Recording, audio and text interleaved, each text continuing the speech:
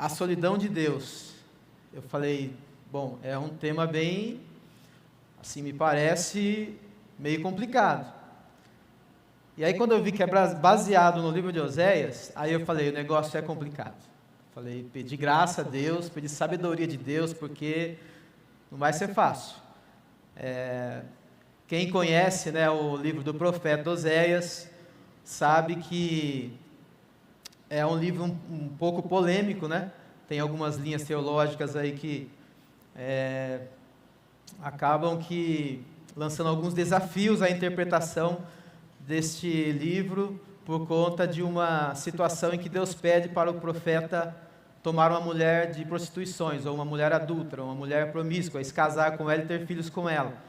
Isso parece meio indigesto, parece algo assim meio assustador. Como que Deus vai pedir para o seu profeta tomar uma decisão assim tão complicada, né? Então a gente fica meio apreensivo, né, com esses temas assim mais polêmicos.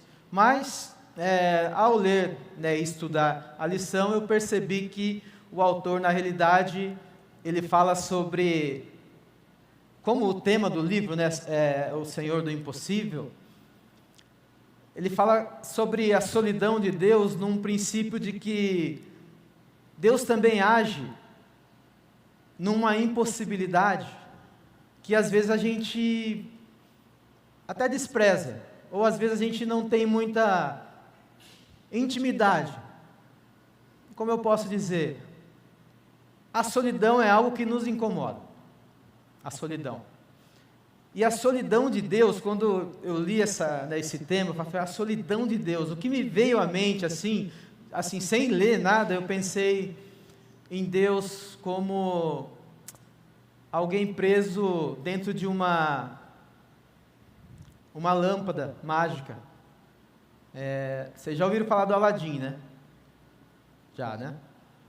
Vocês sabem que havia lá nessa história, nessa lenda, essa história, né? Havia ali uma lâmpada mágica em que se esfregava e saía lá um gênio e ele realizava ali 3 desejos.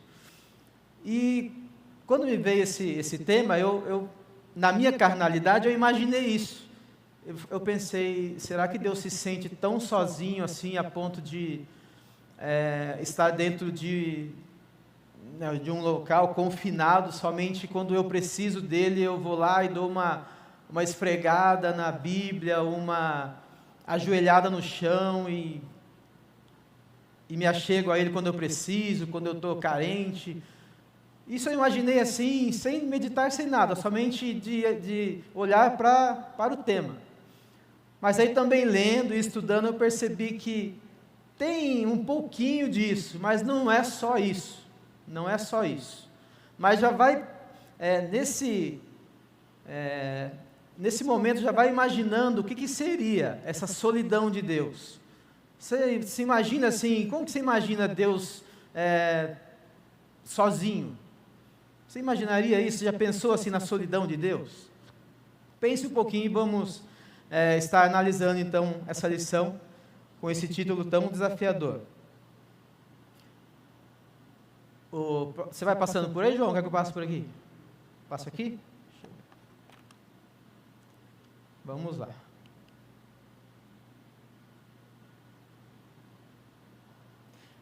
Um pequeno resumo então do livro de Oséias. Oséias significa o Senhor salva, ou Jeová salva, o Senhor é salvação. Ele profetizou em Israel entre os anos 760 e 722 a.C. E o tema principal é o leal amor de Deus por Israel, a despeito de sua contínua infidelidade. O profeta anuncia o julgamento divino, mas também proclama o desejo do Senhor de reaver sua esposa inconstante e restaurar o relacionamento com ela.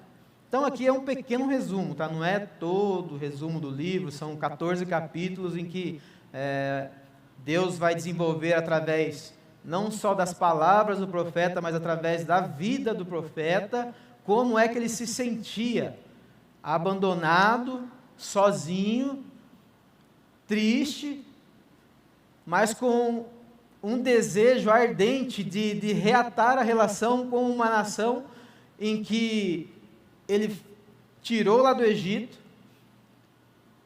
fez daquela nação, daquele povo que era escravo, fez deles o seu povo peculiar, cuidou deles no deserto, alimentou-os, matou sua sede, né, vestiu aquele povo, deu a eles uma terra que manava leite e mel, abençoou o povo de todas as maneiras.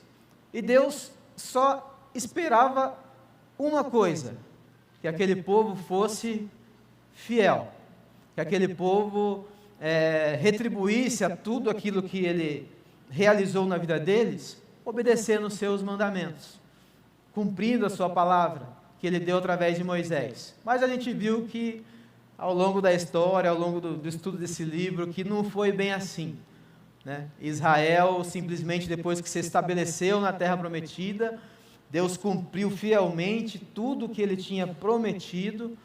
Israel estava ali no bem bom, de repente se esqueceu de Deus, de repente abandonou a Deus, e aquilo que Moisés tinha advertido o povo de que eles, olha, quando vocês estiverem lá se estabelecido na terra que o Senhor vai dar para vocês, não vão cair, né, na tentação de ir para os deuses cananeus, de se dobrar ou se prostrar diante dos deuses cananeus. Porque, olha, Deus acabou de destruir esse povo por causa da idolatria. Então, ficou como exemplo para vocês. Não façam isso, porque se acontecer, Deus também não vai ter piedade de vocês. Deus vai executar juízo também sobre a vida de vocês. Tá bem claro? Não, Moisés, fica tranquilo. Tudo que a gente ouviu aqui, a gente vai obedecer e vai ser uma bênção. Beleza? Tudo bem, se fosse isso mesmo que tivesse acontecido. Mas Israel resolveu abandonar a Deus e se prostrar aos ídolos. E isso, figuradamente, dentro do que a gente vai estudar aqui, se assemelha a esse casamento, em que Oséias, ele é chamado por Deus, e Deus fala, vamos lá no capítulo 1 de Oséias, para a gente estar desenvolvendo o assunto. O Senhor revelou essa mensagem a Oséias, filho de Beeri, durante os anos em que Uzias, Jotão, Acás e Ezequias eram reis de Judá, e Jeroboão, filho de Joás, era rei de Israel. Quando o Senhor começou a falar a Israel por meio de Oséias, disse-lhe, vá e case-se com uma prostituta, para que os filhos dela sejam concebidos em prostituição. Isso mostrará como Israel agiu como prostituta ao afastar-se do Senhor. Somente esses versículos. Aqui a gente já leva aquele baque. Mas como que, né, Deus faz um pedido tão, assim, absurdo? E a gente vai entender que, na realidade, Deus estava mostrando, através da vida do profeta, como é que ele se sentia atraído por aquela nação, a nação de Israel. Porque o nosso Deus é um Deus de aliança. E aliança lembra o quê? Casamento. E quando ele toma aquela nação de Israel para si, é como se ele estivesse se unindo a ela com laços de amor. E Deus realmente se uniu a ela com laços de amor. Desejou sempre fazer o melhor para aquela nação. Como um marido deseja sempre o melhor para sua esposa. Mas, de uma hora para outra, essa esposa resolve abandonar o marido e voltar para a sua antiga vida de prostituição. O que aconteceu na vida de Oséias é o mesmo que estava acontecendo agora entre Deus, o Deus de aliança, com a nação de Israel. E é isso que o profeta vai desenvolver no seu ministério, né, ao longo aí de vários anos. Ele, de alguma maneira, né, ele aceita esse desafio, não só de levar a mensagem, mas de viver essa mensagem. Então a gente vai ver que tudo isso causou uma indignação no coração de Deus e, ao mesmo tempo, uma solidão. Mas não uma solidão como a gente entende, ou uma solidão no aspecto humano. Próximo slide.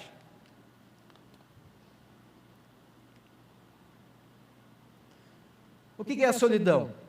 A solidão é um sentimento de desconexão e isolamento.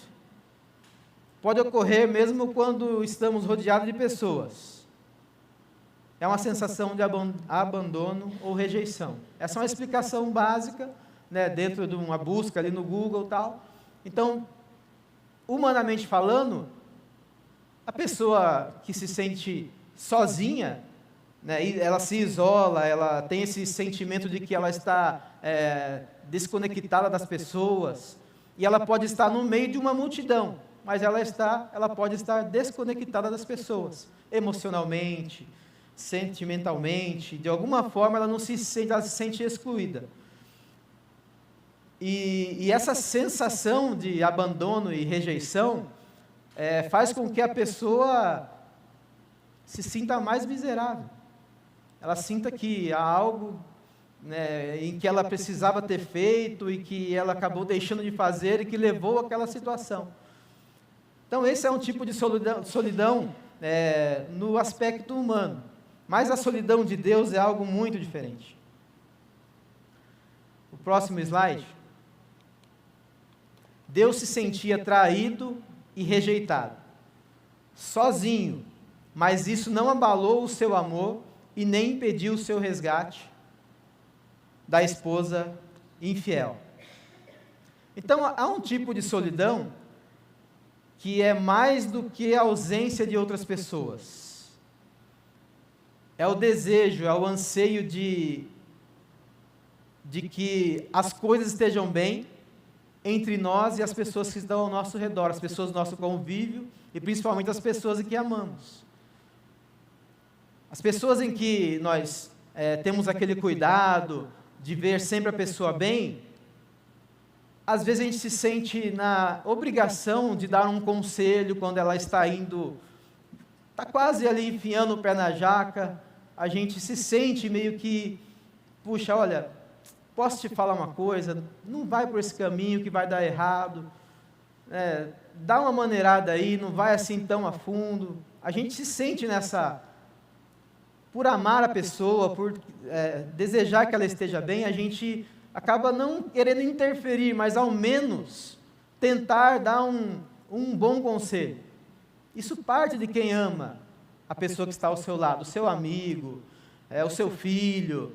A gente tem essa tendência, isso é normal. Agora, por que a solidão de Deus, por que ela é um pouco mais, digamos assim, superior a isso? Porque na realidade Deus enxerga melhor do que a gente. Deus enxerga além das nossas possibilidades. Eu posso ver uma pessoa, eu vou tratar aqui no exemplo clássico de filhos, né? Quem tem filhos sabe.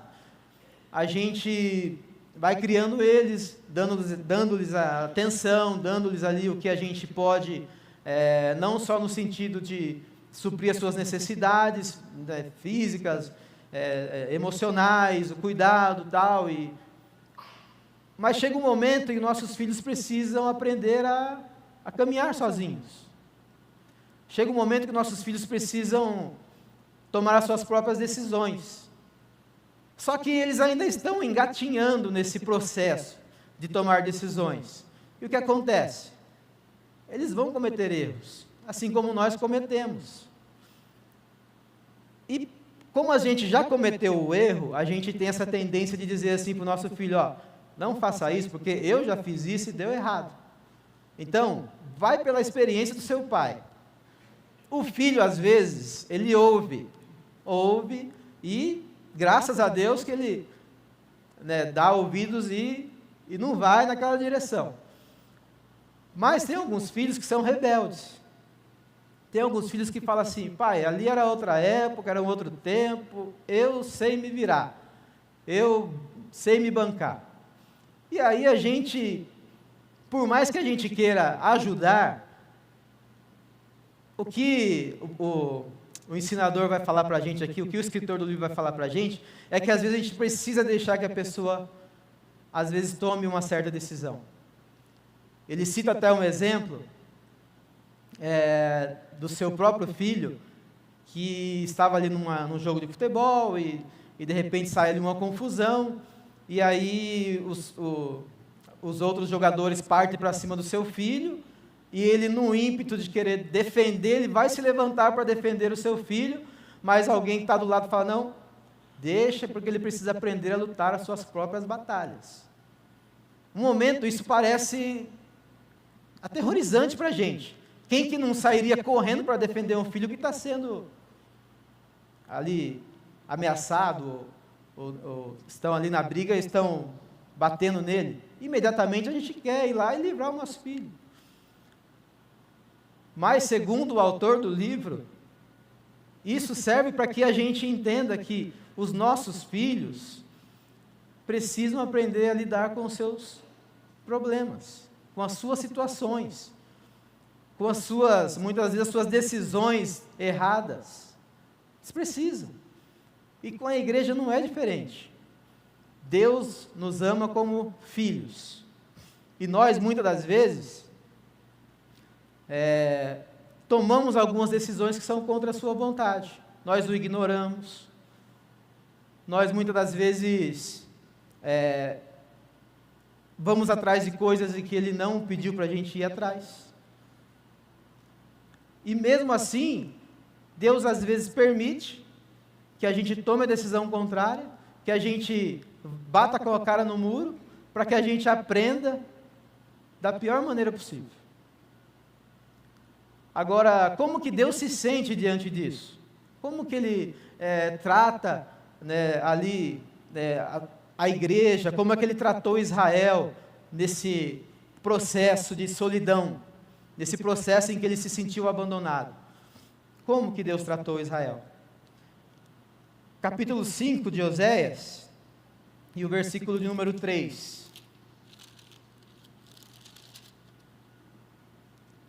Diz assim: conheço você, Efraim, que era um outro nome também para Israel, por causa da tribo mais proeminente. Não pode se esconder de mim, Israel.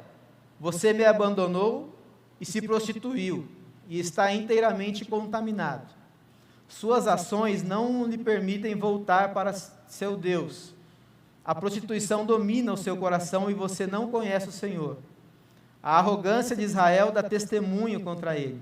Israel e Efraim tropeçarão sob o peso da culpa, e Judá também cairá com eles. Aí, se você ler, você vai ver que Deus, ele abre o coração, e através do profeta ele revela toda a sua indignação contra aquela situação em que Israel simplesmente o abandonou, deixou, como diz o profeta Jeremias, no capítulo de número 2,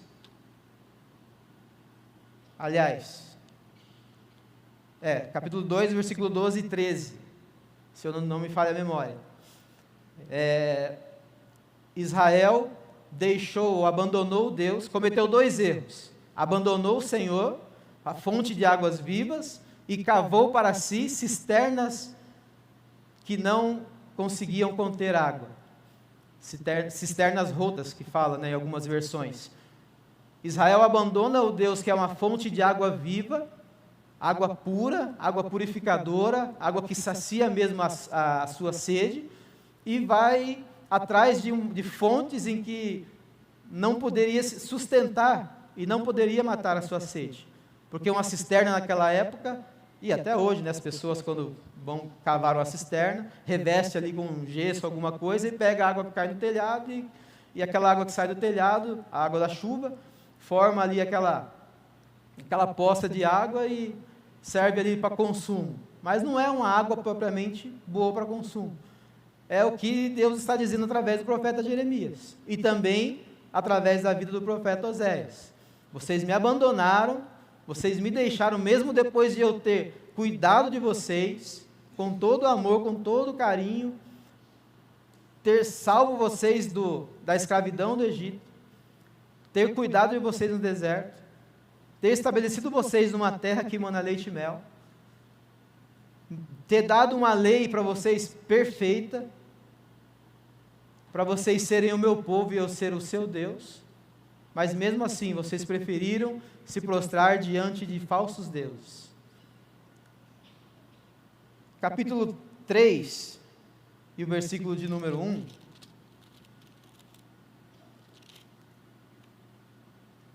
diz assim: Então o Senhor me disse, vai e ame sua esposa outra vez, embora ela cometa adultério com um amante. Isso mostrará que o Senhor ainda ama Israel, ainda que o povo tenha se voltado para outros deuses e sinta prazer em lhe trazer ofertas. Veja que mesmo Deus se sentindo nessa situação, traído, rejeitado e sozinho, mas isso não abalou o seu amor. O seu amor continuou pulsando em seu coração, e o desejo de trazer Israel de volta fez com que ele dissesse ao profeta: vai lá, ó, sua esposa te abandonou, né, foi lá se prostituir novamente, mas vai lá, vai atrás dela, ama ela novamente, porque é assim que eu me sinto com Israel. Eu quero trazê-la de volta. Eu quero redimi-la. Eu quero fazer dela novamente a minha esposa. E é isso que Deus pede, e o profeta vai e realiza esse desejo e mostra através da sua vida, né, é um drama, né, é incrível, né, isso que Deus pede para o profeta, mas ele faz isso e revela para Israel, né, de uma forma vívida, como é que Deus se sentia, como que talvez seria ali naquela cultura algo vergonhoso, porque na realidade o profeta deveria fazer o quê? Julgar a sua esposa. Deveria levar as autoridades. E ela seria o quê? Apedrejada, condenada à morte. Mas ao invés disso, Deus pede para que o profeta a traga de volta para o seu convívio, a perdoe, a restaure. E é isso que Deus faz com a gente. Isso que Deus, de maneira impressionante, faz com a humanidade, que se perde, né, nos seus pecados, que se volta aí para a idolatria e tantas outras coisas, mas Deus, de alguma maneira, não desiste, está sempre ali enviando os seus servos, os profetas, enviou Jesus, o seu Filho, para provar esse amor de uma maneira maravilhosa, e agora o Espírito Santo, através da sua igreja, continua anunciando esse amor leal, esse amor que deseja trazer de volta o homem no seu estado de pecaminosidade, trazer de volta para os braços do Pai. Isso é maravilhoso, isso é tremendo. Capítulo 11, versículo número 7 e 8, diz assim: Pois meu povo está decidido a me abandonar, eles me chamam Altíssimo, mas não me honram de verdade. Como poderia eu desistir de você, Israel? Como poderia deixá-lo? Como poderia destruí-lo como Admá, ou arrastá-lo como Zeboim? Meu coração está dilacerado e minha compaixão transborda. Então veja que declaração de amor a essa nação que tinha abandonado, que tinha deixado o coração de Deus. Você imagina o coração de Deus dilacerado, entristecido, numa solidão? Você pode imaginar isso, como que uma nação chegou a esse ponto? Se você consegue imaginar isso, você consegue se imaginar dentro desse contexto. Eu consegui me imaginar dentro desse contexto. Quantas vezes eu não entristeci o coração de Deus? Quantas vezes eu fui empurrando a minha vida cristã, empurrando com a barriga, e achando que, eu sei que Deus vai me perdoar, então se eu cometer um deslize aqui, outro aqui, é só eu correr de joelhos, com o coração arrependido, que Ele vai me perdoar e está tudo certo. Deus tem um coração muito mole, Ele vai me amar novamente. Quantas vezes eu pensei nisso? E é assim, parece que Israel está se sentindo. Parece que Israel, ao abandonar a Deus e se prostrar diante dos outros deuses, acha que a qualquer momento Deus pode simplesmente ir lá e perdoar o seu pecado e renovar a aliança e está tudo certo. Mas não foi assim. A história nos mostra que não foi assim. Deus precisou trazer um julgamento. O pastor Josimar falou algo aqui, né, sobre julgamento, né, algo precioso também, se encaixa dentro da aula. Mas ele falou mais o julgamento sobre alguém que te fez algum mal, né, e o fato de você liberar o perdão, né, Mas aqui nesse caso, havia um julgamento da parte de Deus sobre a nação de Israel, para que ela se arrependesse, para que a nação se arrependesse. Deus precisou levantar um outro povo, ou permitir que um outro povo levasse cativo o seu povo. Permitiu que a Assíria destruísse Israel a ponto de deixá-la debilitada. E permitiu que ela fosse levada em cativeiro. Para dentro do cativeiro, Deus tratar o seu coração. Lá no cativeiro, Israel aprendeu que só o Senhor é Deus. Lá no seu pior deserto, na sua pior situação, Israel aprendeu que só o Senhor é Deus. Então, trazendo para a nossa vida, às vezes a gente precisa passar por alguns desertos, algumas aflições, para aprender quem é Deus, e não ter essa visão de que Deus é só amor. Deus me ama, então Ele vai me entender porque eu tomei essa decisão. Eu acho que eu dei sim uma pisada na bola com Deus, mas eu acho que Ele vai entender, eu sou carne, né? Eu sou fraco, então Deus vai entender. Deus entende sim, mas não se esqueça que Ele sente tristeza, Ele sente solidão. Por quê? Ele quer levar você a algo extraordinário, a viver algo extraordinário. Ele quer levar você a ser cada dia mais parecido com o seu filho. Ele quer levar você a chegar a um ponto de que Ele possa declarar lá dos altos céus. Vocês lembram quando Jesus foi batizado por João Batista, que aí os céus se abriu e ouve-se uma voz, né, de uma nuvem, ouve-se uma voz: esse é o meu filho amado, em quem eu tenho muito prazer. Deus quer fazer isso conosco. O desejo de Deus é declarar isso para o mundo inteiro, para o universo inteiro. Deus quer declarar isso sobre a sua igreja. Esse é meu povo amado, em quem eu tenho prazer. Só que a gente, muitas das vezes, se esquece de quem é Deus. Lembra que eu falei no começo? Que eu imaginei na minha carnalidade Deus dentro de uma lâmpada mágica? Hoje, infelizmente, é triste de ver as pessoas se aproximando de Deus com interesses somente em receber algo de bom, em receber algo que vai lhe trazer um tipo de prazer, satisfação, e se esquece de, como Oséias vai dizer no capítulo 6, versículo 3, conheçamos e prossigamos em conhecer o Senhor. Conhecer nesse contexto aqui, se você olhar lá no começo da Bíblia, quando fala que Adão conheceu a sua esposa, ou Eva, né, e concebeu lá e ficou grávida, fala sobre intimidade. Esse conhecer a Deus é ter intimidade com Deus, estar unido a Deus, e não somente chegar diante de Deus, como eu disse no começo.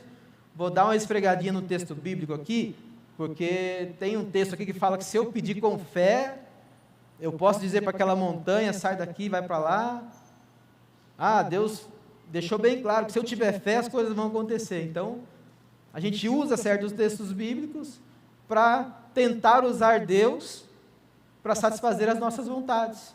Eu estou passando por uma enorme dificuldade, então eu sei aonde eu vou correr para Deus. Eu sei que Ele vai me atender.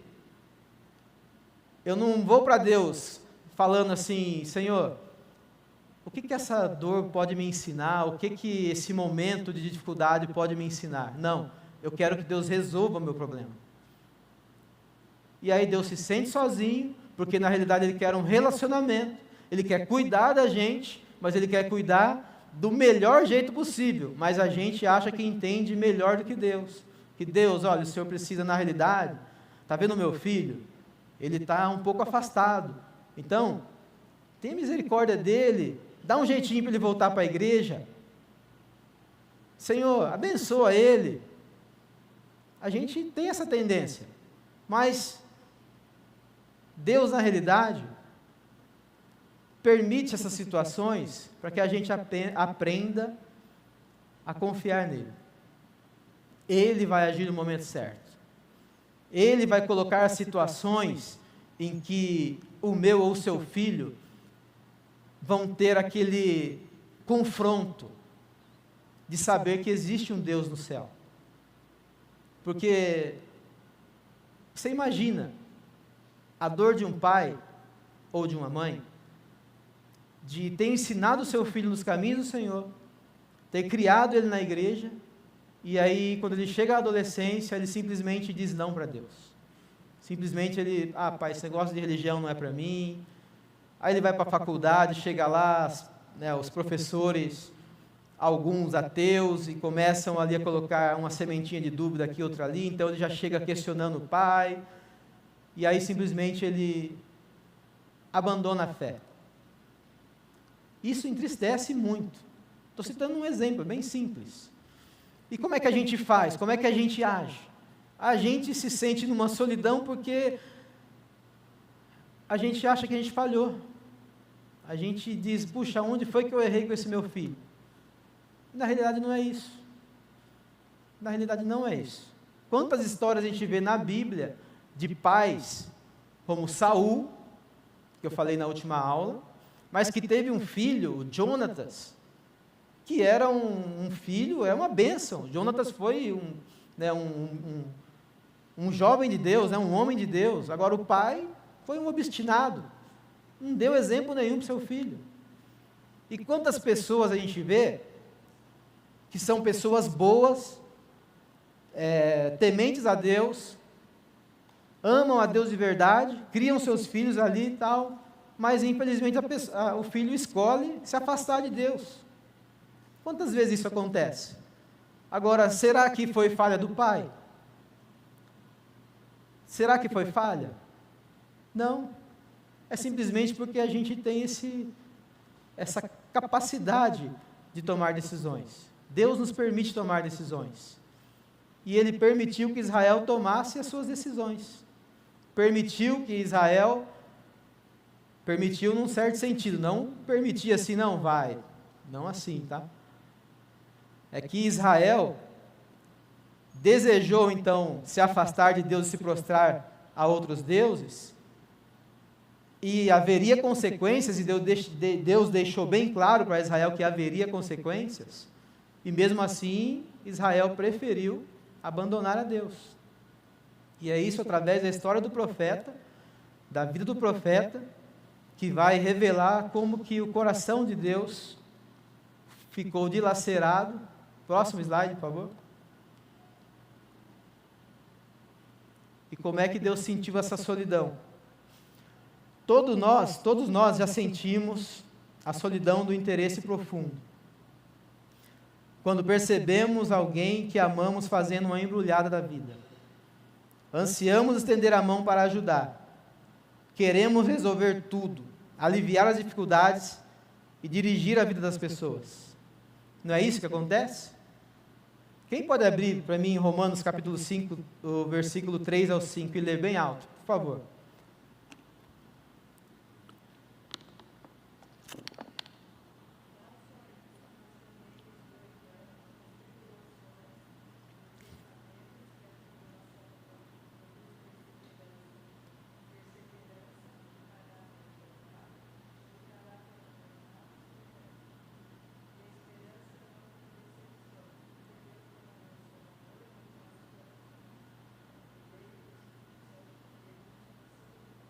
Amém, obrigado.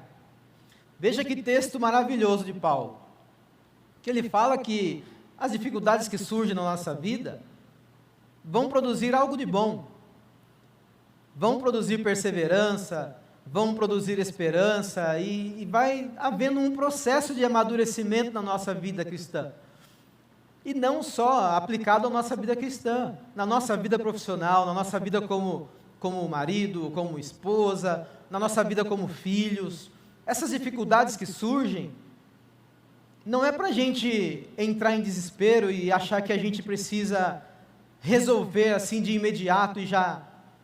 Não, tem situações que acontecem com pessoas que estão ao nosso redor, que a gente quer estender a mão.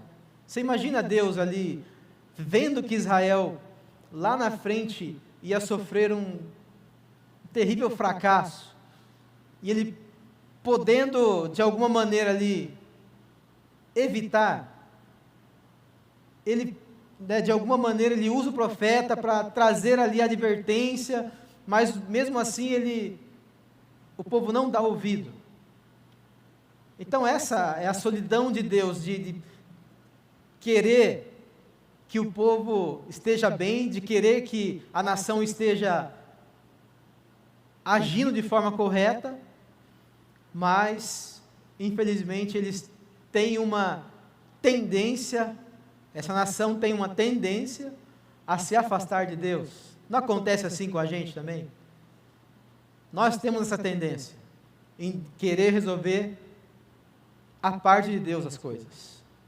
Próximo slide, por favor. Deixa eu correr aqui. Conhecendo as profundezas do coração de Deus, o relacionamento complexo entre justiça e graça. Ele nos criou para si mesmo e para o companheirismo espiritual de conhecê-lo, amá-lo e permitir que ele nos ame. Então o profeta aqui ele abre uma janela para o coração de Deus. Sabe, de você entrar e perceber que Deus nos ama sim. Deus nos ama com um amor incomparável.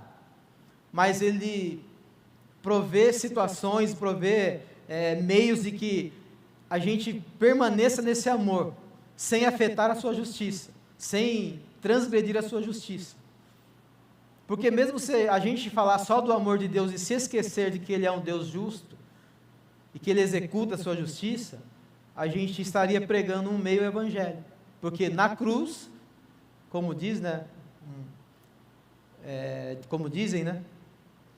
A perfeita justiça de Deus contra o pecado é executada, e o perfeito amor de Deus é evidenciado, é revelado. É lá na cruz.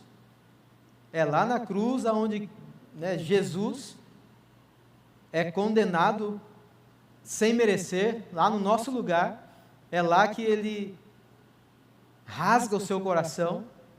Deus rasga o seu coração e mostra para a humanidade inteira o quanto Ele ama, o quanto Ele nos amou a ponto de dar o seu Filho, o seu único Filho, para que todo aquele que nele crê não pereça, mas tenha vida eterna. Então Ele nos criou para si mesmo e para companheirismo espiritual. Ele quer estar conosco e quer que nós andemos com Ele, quer que nós vivamos, não só dependendo dEle, buscando a sua orientação, mas também conhecendo, prosseguindo em conhecer o Senhor, como disse o profeta. É um versículo bastante conhecido. Eu acho que é um dos versículos que eu assim mais memorizei ao longo da minha vida cristã. Conheçamos e prossigamos em conhecer o Senhor. Porque desse versículo nasceu um desejo de ler mais a Bíblia, desse versículo nasceu um desejo de entender mais as doutrinas, de entender mais sobre salvação, justificação, regeneração, santificação. Foi desse versículo. Esse versículo para mim é um ponto de partida. Conheçamos e prossigamos em conhecer o Senhor. Ter intimidade. Intimidade com o Senhor. O próximo slide. Então percebemos que fazemos coisas que entristecem e trazem solidão ao coração de Deus. Dentro desse processo de Deus nos atrair para Ele e querer andar conosco, querer ter intimidade, da parte de Deus Ele não falha, Ele sempre provê os meios. Proveu a cruz de Cristo para nos reaproximar dEle. Proveu a sua palavra para que nós fôssemos direcionados por ela. Enviou o seu Espírito para nos capacitar, porque nós, na nossa carnalidade, na nossa humanidade, é impossível a gente querer andar com Deus. Não conseguimos. Agora Ele enviou o seu Espírito Santo para que o seu Espírito Santo agisse em nós, trabalhasse em nós, para que nós pudéssemos ter intimidade. Lembra daquele texto famoso de Paulo?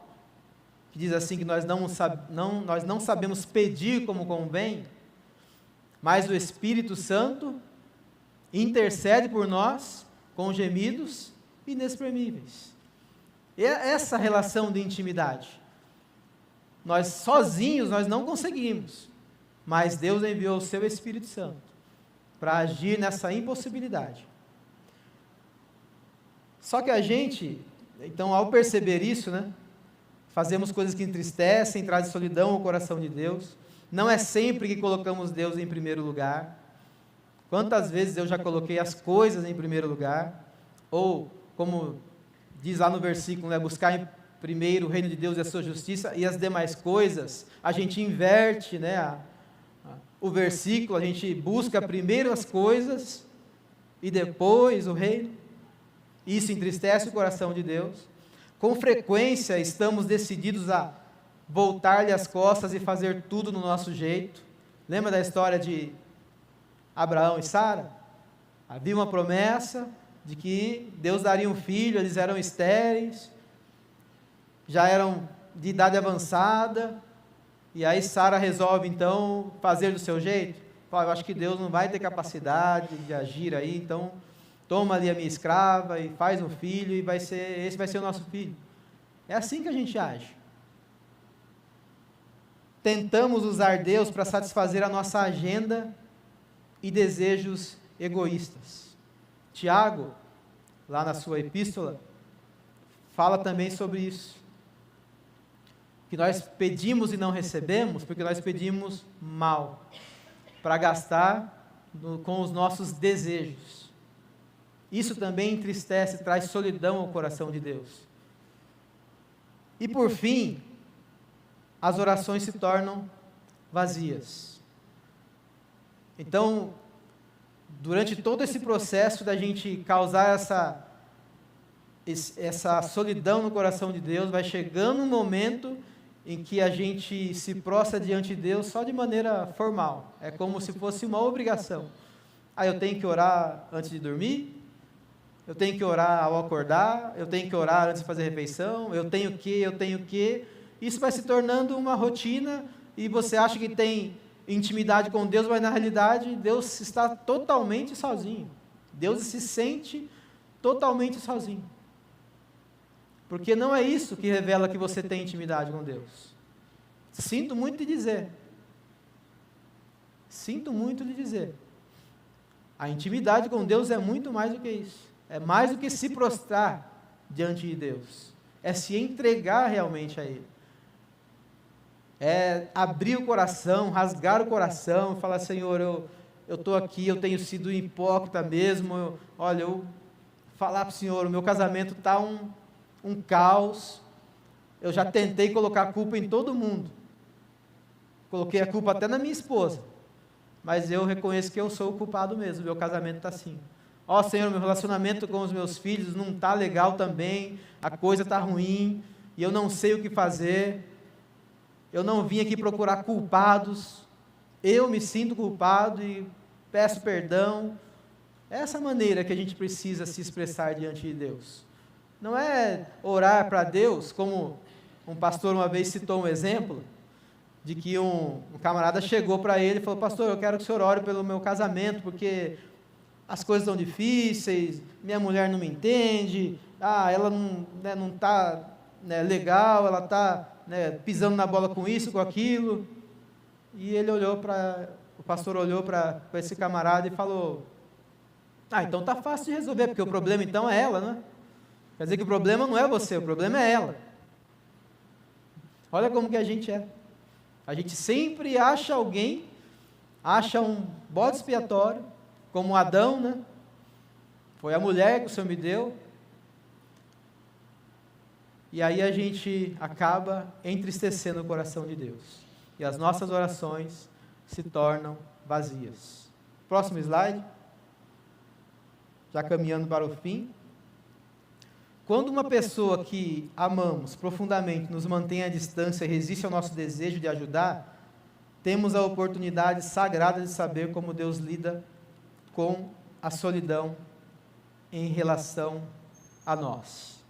Olha, diante de tudo isso que a gente ouviu aqui, a respeito da vida de Oséias, da sua maneira de transmitir a mensagem de Deus, a sua indignação, ou a tristeza e a solidão do coração de Deus, diante de tudo isso que nós ouvimos aqui, o que a gente pensa em relação a isso? Como que essa solidão de Deus e de que maneira que ela trabalha ao nosso favor? Como é que a gente pode imaginar isso? Deus deseja escrever uma nova história na nossa vida. Iniciou ela lá no Calvário. Iniciou ela lá na cruz. É tanto que a nossa contagem é depois de Cristo. Nós estamos no ano 2025, depois de Cristo. É uma nova história. É um recomeço. É uma oportunidade de começar novamente. O que Deus oferece para nós, dentro da sua solidão, a oportunidade de reatar esse relacionamento, de voltar a te abençoar, a estender a mão para você, mas precisa haver algo dentro de mim, precisa haver algo que me atraia ou que me leve em direção a Ele. E esse algo, a gente sabe quem é, ou esse alguém, é Jesus. Aí você vê que quando uma pessoa que nós amamos, né? Ou seja, Deus nos ama profundamente, um amor incomparável. E Ele faz de tudo para chamar a nossa atenção. E o que Ele fez de mais precioso foi enviar o Seu Filho.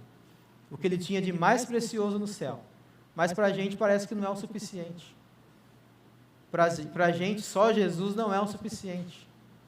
Para a gente precisa ter Jesus e mais alguma coisa. Jesus e a prosperidade, Jesus e a cura para a minha enfermidade, Jesus e mais o livramento, Jesus e mais.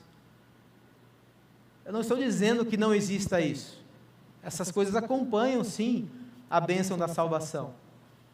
Mas o que você tem colocado em primeiro lugar? O que eu e você temos colocado em primeiro lugar?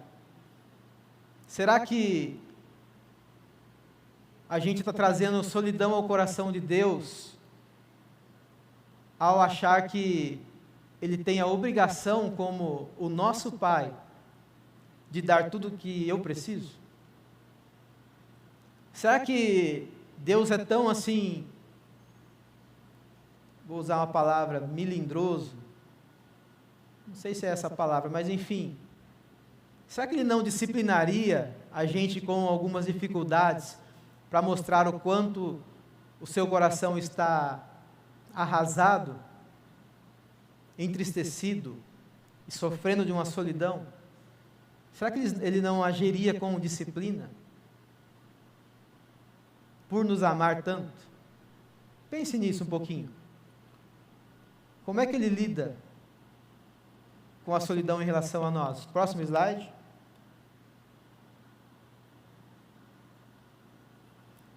Uma parte da solidão de Deus é que, em certas ocasiões, em virtude de sublime sabedoria, Ele deve nos deixar. Ele nos ama tanto que se recusa a fazer um curativo na ferida com uma graça barata. Salmo de número 13, versículo 1, o salmista faz uma exclamação, né, uma pergunta, até quando, Senhor, se esquecerás de mim? Até quando? Deus muitas das vezes nos deixa sós com a nossa rebelião. Deus nos deixa, muitas das vezes, atravessar a fornalha da aflição, para formar em nós um caráter aprovado. Capítulo 48 de Isaías, 48:10, fala sobre isso. Quem pode ler para a gente, por gentileza? Capítulo 48 de Isaías. E depois se alguém puder também achar lá Isaías 54, versículos 7 e 8, por favor. Pode ler bem alto para a gente. Primeiro Isaías 48, 10.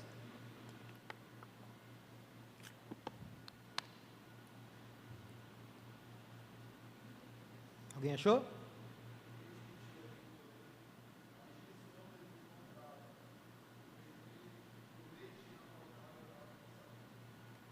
Aproveite na fornalha da aflição, é isso. A próxima referência, Isaías 54, versículos 7 e 8. Quem pode ler?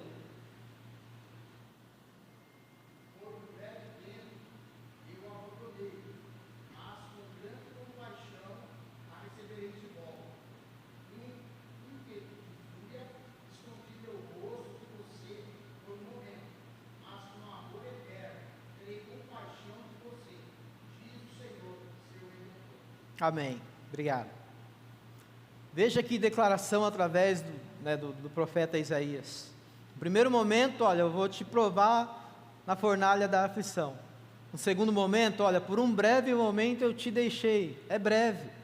Isso que está acontecendo na sua vida, esse processo que você está atravessando, é breve. Deus já vê lá na frente o resultado. Vai ser um resultado positivo, você pode ter certeza. É isso que Deus está tentando dizer para Israel e está tentando dizer para nós hoje. Para de pensar que Deus se esqueceu de você, que Deus te abandonou. Para de pensar isso. E pense nessa situação em que você está vivendo, de que Deus te ama com um amor profundo. Você pode muitas das vezes sentir que as coisas não estão dando certo porque, eu entristeci o coração de Deus, eu enfiei o pé na jaca, eu errei feio. Mas veja a história de Israel. Veja como que Israel rejeitou a Deus, rejeitou os profetas que Deus enviava, rejeitou as orientações de Deus. Israel fez de tudo para afastar Deus. Mesmo assim, Deus foi lá com laços de misericórdia, atraiu Israel de volta. Mas como? Passando pela fornalha da aflição, passando pelo cativeiro, que foi o julgamento que Deus precisou trazer sobre Israel, para Israel aprender que só há um Deus. Próximo slide. Deus sente-se solitário por mim e por você. Ele nos deseja de volta ao seu coração, onde é o nosso lugar. A cruz é o único lugar onde o amor pode nascer e ser nutrido. Juiz, eu acho que eu escrevi alguma coisa errada. Juiz de pecado, sim, mas, sim, é isso mesmo. Juiz de pecado, sim, mas também amor incomparável que expõe o coração de Deus. Perdão, irmão. Sim, Deus, Ele, na sua santidade, Ele precisa agir sobre o pecado, Ele precisa julgar o pecado, e Ele julga. Em Jesus, o pecado foi julgado, mas também Ele revela o seu amor incomparável. Lá na cruz, Deus abre o seu coração e diz para mim e para você o quanto Ele nos ama. Independente de como está a sua vida hoje, do quanto que você, de alguma maneira, você foi como Israel, você se afastou de Deus, você se prostrou diante de ídolos, não como Israel, que se prostrava diante de Baal, mas talvez a sua carreira, talvez tantas coisas que vêm ao seu coração e tomaram o lugar de Deus. Mas hoje, nessa manhã, Deus diz que se sente solitário por você, e Ele deseja você de volta ao seu coração, onde é o seu lugar. Último slide, que fica essa frase marcada no seu coração: não posso deixá-lo ir, porque o amo muito, sinto solidão por você. Para a gente finalizar com o versículo,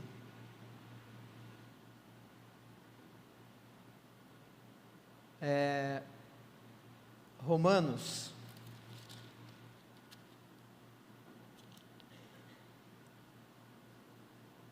capítulo de número 12. Romanos, capítulo número 12.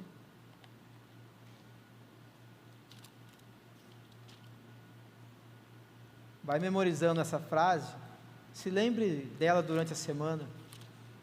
Pense no amor de Deus como algo profundo, algo sublime, algo incomparável. Pense o tamanho desse amor. Diz assim, capítulo 12, versículo 1: Portanto, irmãos, suplico-lhes que entreguem o seu corpo a Deus, por causa de tudo que Ele fez por vocês, que seja um sacrifício vivo e santo, do tipo que Deus considera agradável. Esta é a verdadeira forma de adorá-lo. Eu acrescentaria na realidade, é a única maneira de amá-lo, entregando-se totalmente a Deus, sem reservas. É isso que vai trazer ao coração de Deus, uma alegria. Que a gente possa refletir sobre tudo isso daqui e levar na mente, no coração essa frase: Deus não vai deixar você ir, porque Ele o ama muito e Ele sente solidão por mim e por você. Amém? Deus abençoe, um ótimo domingo a todos.